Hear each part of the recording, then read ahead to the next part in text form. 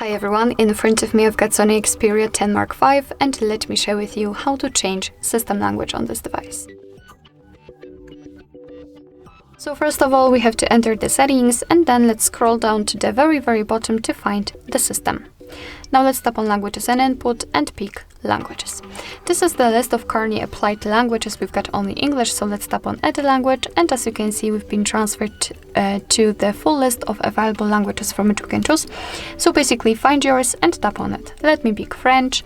If you can also pick the region, so just tap on it.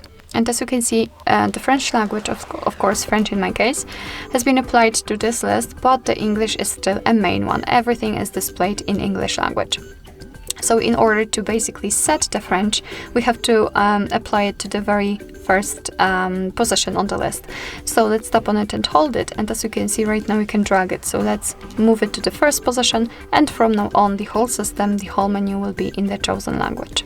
Let me show it to you again. Tap on it, hold it, and drag it to the first position. And again we've got English. If you want to, you can remove the languages from this list. Just tap on the three dots icon in the right upper corner and tap on remove. Now you can mark the language and tap on the trash bin icon. Tap on remove, and as you can see we've got only English left.